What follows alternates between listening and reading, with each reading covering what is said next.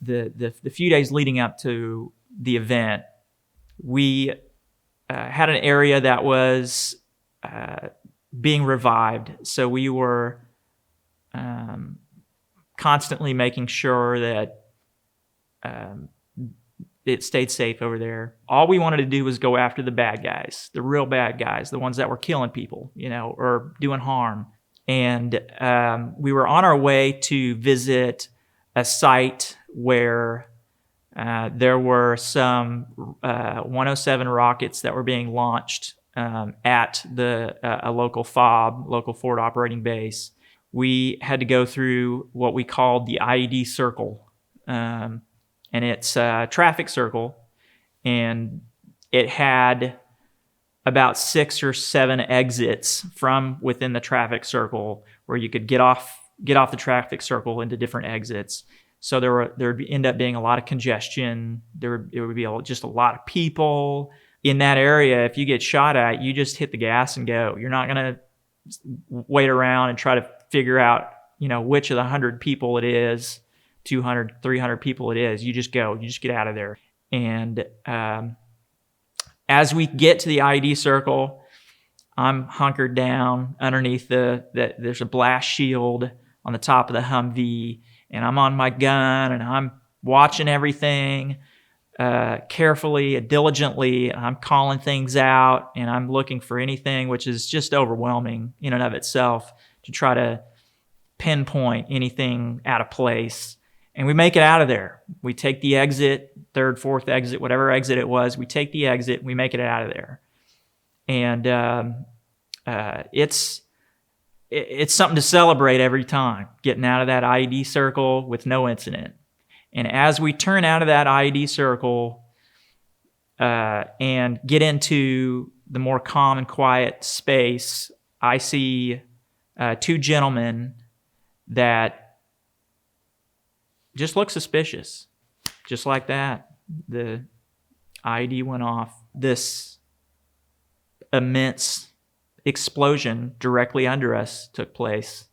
Something that I don't even know that I can even describe.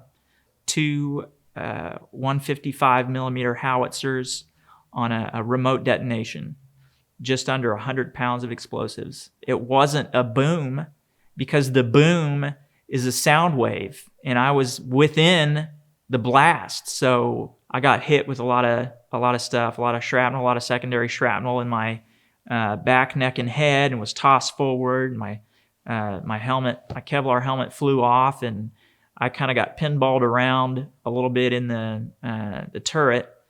No sight at all. Just everything was gray.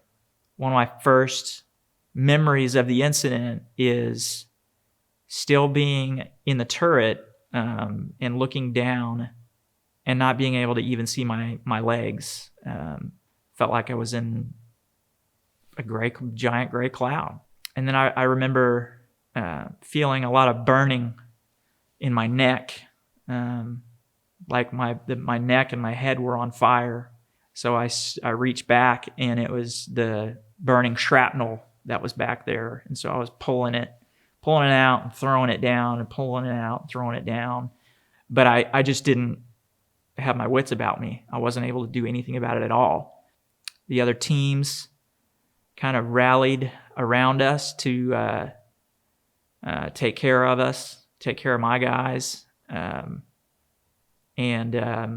take care of the enemies. And the probably the biggest time that my life was threatened, and I couldn't barely even defend myself. And that was a very difficult feeling for me, and a feeling that I still take with me to this day, especially with what a lot of my buddies that I've talked to call that survivor's guilt, the shoulda, woulda, couldas. What if I'd have said, hey, these 3 guys, I don't know, there's something about them, we need to go talk with them. Or what if I'd have sat down in that Humvee instead of standing up? Or maybe I should have spotted that IED. Maybe it was there where I could see it, and I wasn't paying attention because it was a short stretch of road. I struggle a lot with, maybe I wasn't good enough of a soldier to prevent that from happening. And some of those guys aren't here anymore. And I keep telling myself that, I didn't want that to happen. And you can't prevent everything from happening. You just can't. It's one of those things where you say it's not if, it's when and how bad. And that's really what you got to think about is it's going to happen. If you put yourself in those situations enough times, you're going to get hit and you're going to get hurt. And as morbid as this sounds, my prayer every day would be that if it's my time, just don't make me suffer. I want to be taken out quick. And that's kind of how you had to look at life over there, is that it can be taken from you with each breath you take. And, I truly feel that I did all I could as a soldier over there. And I didn't want anything bad to happen. But it did, and I'm here now, and I want to live for them. Because they're not living.